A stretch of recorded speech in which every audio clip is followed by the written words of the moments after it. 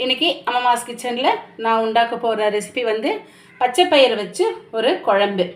அந்த குழம்பு உண்டாக்குறதுக்கு முன்னாடி அம்மாஸ் கிச்சனை சப்ஸ்கிரைப் பண்ணுங்கோ, லைக் பண்ணுங்கோ, ஷேர் பண்ணுங்கோ, கமெண்ட்ஸும் கட்டாயமாக கொடுங்கோ. வாங்கோ, இது எப்படின்றது காமிச்சு தரேன். பச்சை பயிர் வந்து நான் ஒரு கரண்டிக்கு எடுத்து வச்சுட்டுருக்கேன். உங்களுக்கு எவ்வளோ தேவையோ, உங்காத்தில் எத்தனை மனுஷாக இருக்காலோ அதுக்கேற்ற மாதிரி நீங்கள் பச்சை பயிர் எடுத்துக்கோங்க. இது வந்து பெரிய வெங்காயம், ஒரு வெங்காயம் கட் பண்ணி வச்சுட்டுருக்கேன். 2 பெரிய தக்காளி கட் பண்ணி வச்சுட்டுருக்கேன்.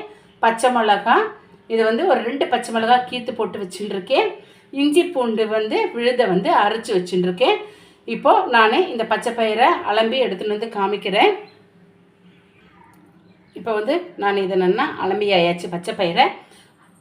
இதில் வந்து நான் கட் பண்ணி வச்சுருக்கிற வெங்காயம், தக்காளி, பச்சை மிளகா, இந்த இஞ்சி பூண்டு விழுது, இது எல்லாமே ஒன்றா நம்ம போட்டுவிடலாம்.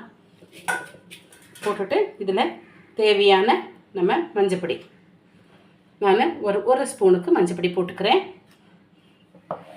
இது வந்து முழுகிற அளவுக்கு வெள்ளத்தை விட்டுக்கலாம். ஆக்சுவலாக இது வந்து நான் ஒரு 2 டம்ளருக்கு வெல்லம் விட்டுருக்கேன். இப்போது இதை வந்து நான் அடுப்பில் வச்சு ஒரு 7லேருந்து 8 விசில் நான் விட போகிறேன். ஏன் அப்படின்னாக்கா, இப்போ நம்ம ஊற வச்சுருந்தோன்னா உங்களுக்கு 3லேருந்து 4 விசில் நீங்கள் எடுத்தால் போகிறோம். ஆனால் இது நான் பச்சையாகவே நான் வந்து போட்டிருக்கேன். அதனால் 7லேருந்து 8 விசிலுக்கு நான் விசில் விட போகிறேன். இப்போ அடுத்தது தேங்காய், ஒரு அரை மூடிக்கும் 1/4 மூடி தேங்காய் எடுத்துட்டுருக்கேன். இதில் ஒரு சின்ன வெங்காயம் இருந்தால் ஒரு 7-8 சின்ன வெங்காயம் போட்டுக்கோங்க. நான் வந்து பெரிய வெங்காயம் சின்னதாக ஒரு வெங்காயம் பொடி பண்ணி போட்டிருக்கேன், கட் பண்ணி. இதுலேயே கொஞ்சோண்டு கருவேப்பிலையும் வச்சுக்கலாம். அப்புறம் இதில் கொஞ்சம் சீரகம், அதையும் நம்ம இதில் போட்டு விடலாம். கொஞ்சமாக போட்டுக்கோங்க. இப்போ இதை தண்ணி விட்டு நான் நைஸாக அரைச்சிட்டு வந்து உங்கள்கிட்ட காமிக்கிறேன். இப்போ பாருங்க, நல்லா இந்த மாதிரி நைஸாக அரைச்சிட்டு வந்திருக்கேன். இது இப்படி ஓரமாக இருக்கட்டும். அடுத்தது என்ன செய்யணுன்றது காமிச்சு தரேன். இப்போது இந்த பவுலில் நான் ஒரு 3 ஸ்பூனுக்கு தயிர் எடுத்து வச்சுட்டுருக்கேன். அந்த தயிரில் ஒரு 1/4 ஸ்பூனுக்கு மிளகாப்பொடி, ஒரு அரை ஸ்பூனுக்கு சாம்பார் மிளகாப்பொடி, ஒரு 1/4 ஸ்பூனுக்கு கரம் மசாலா, இதை 3த்தையும் போட்டு நல்லா நம்ம மிக்ஸ் பண்ணிக்கலாம். ஃபுல்லாகவே நம்ம கலந்து எடுத்துக்கலாம். நல்லா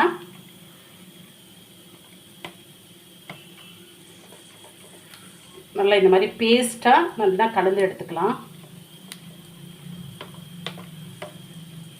இப்போ அந்த பச்சை பயிர் வந்து விசில் வந்துடுத்து, நான் அடுப்பையும் அணைச்சிட்டேன். அது கொஞ்சம் ஆறட்டும். அதுக்கப்புறம் அது வரைக்கும் இதெல்லாம் நம்ம வந்து கலந்து எடுத்து வச்சுட்டோன்னா ஊறி நல்லா நமக்கு கிடச்சிடும் இது. அதனால தான் நம்ம முன்னாடியே இது கலந்து வைக்கணும். இது இப்படி இருக்கட்டும். அடுத்தது எப்படின்றத காமிச்சு தரேன். விசில் வந்து அடங்கிடுத்து. இப்போ எடுத்து பார்க்கலாமா?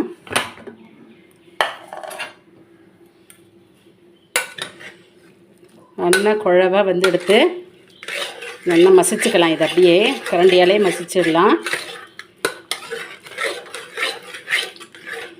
நல்லாவே மசிஞ்செடுத்து அடுத்தது ஒரு கடாயில் ஒரு 3 ஸ்பூனுக்கு எண்ணெய் விட்டுருக்கேன். கடுகு, உளுத்தம்பருப்பு,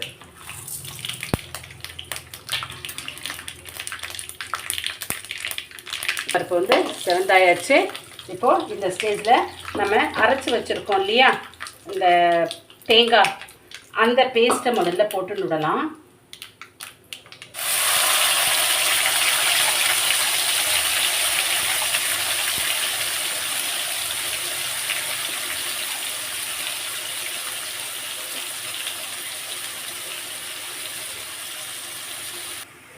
அடுத்தது தேங்காய் விழுது போட்டாச்சு இல்லையா, அடுத்தது நம்ம தயிர் கலக்கி வச்சுருந்தோம் இல்லையா, அந்த தயிரையும் இதுலேயே விட்டுடலாம். ரொம்ப நல்லா இருக்கும் இந்த குழம்பு வந்து. சப்பாத்திக்கும் தொட்டுக்கலாம், நீங்கள் சாத்துக்கும் பிசைஞ்சு சாப்பிட்டுக்கலாம். ரொம்ப டேஸ்ட்டாக இருக்கும் இது. இது கொஞ்சம் இந்த பச்சை வாசனை போகட்டும்.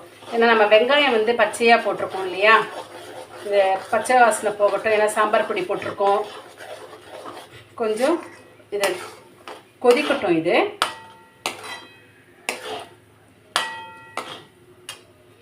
இதுலேயே நம்ம கருவேப்பிலை அதையும் போட்டு விடலாம். கொதிக்கட்டும். கொதிச்சுட்டு காமிச்சு தரேன். நல்லா தலைக்கிறது. இப்போ இந்த ஸ்டேஜில் நம்ம இந்த பச்சை பயிறு வேக வச்சுருந்தோம் இல்லையா, அதை விட்டுடலாம்.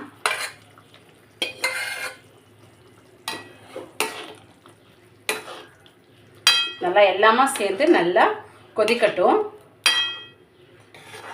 வெயில் காலத்தில் இந்த பச்சை பயிர் வந்து உடம்புக்கு ரொம்ப நல்லது.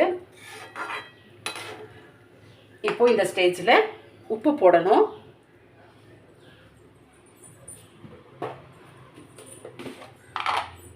உங்களுக்கு தேவையான உப்பு நீங்கள் போட்டுக்கோங்க. போட்டுட்டு எல்லாமே சேர்ந்து கலந்து விட்டுக்கலாம். நல்லா கொதிக்கட்டும். அதுக்கப்புறமா நான் காமிச்சு தரேன். நல்லா தலைக்கிறது பார்த்தீங்களா, இந்த மாதிரி எடுத்துக்கோங்க. ரொம்ப நல்லா இருக்கும். இன்னொன்று சொல்கிறேன், உங்களுக்கு வந்து இப்போ வெங்காயம் பூண்டு இதெல்லாம் வேண்டாம்னா அதெல்லாம் போடாதிக்க நீங்கள் இந்த குழம்பு வந்து உண்டாக்கலாம். செம்மையாக நல்லா தலைக்கிறது.